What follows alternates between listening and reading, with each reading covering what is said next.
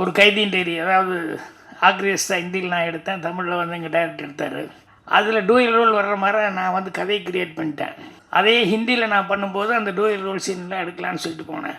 இப்போ எனக்கு ஒரே காம்ப்ளெக்ஸ் என்னென்னா, நான் டூயல் ரோல் எப்படி எடுக்கிறது, நான் பார்த்ததும் இல்லை எப்படி எடுக்கிறாங்கன்னு. எங்கள் டைரக்டரும் எடுக்கல, அந்த ஷூட்டிங்கே அட்டன் பண்ணல.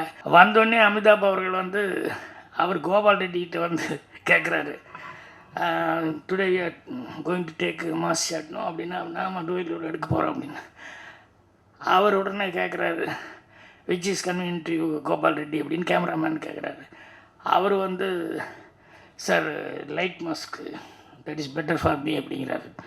எனக்கு ஒன்றும் புரியல, லைட் மாஸ்க் இது வேறு இருக்கா அப்படின்னு சொல்லி முடிச்சுட்டு உட்காந்துருங்க. அப்புறம் அமிதாப் அவர்கள் வந்து no no no will go for dubbing first, that is convenient to me அப்படின்னாரு. ரெண்டும் தெரியாமல் நான் அப்படியே முடிச்சுட்டு உட்காந்துருந்தேன். அப்புறம் மெல்ல அமிதாப் என்ன பார்த்தாரு, captain of the ship is here, why we are arguing, sir which you prefer அப்படின்னாரு. எனக்கு தெரியல, which is convenient to you அப்படின்னு கேட்டேன் அவரை. Light mask will go அப்படின்ட்டேன்.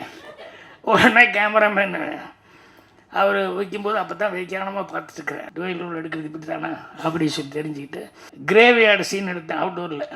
அந்த சீன் எடுக்கும்போது நான் ஒரு ஷார்ட் கன்சீவ் பண்ணி சொன்னேன்.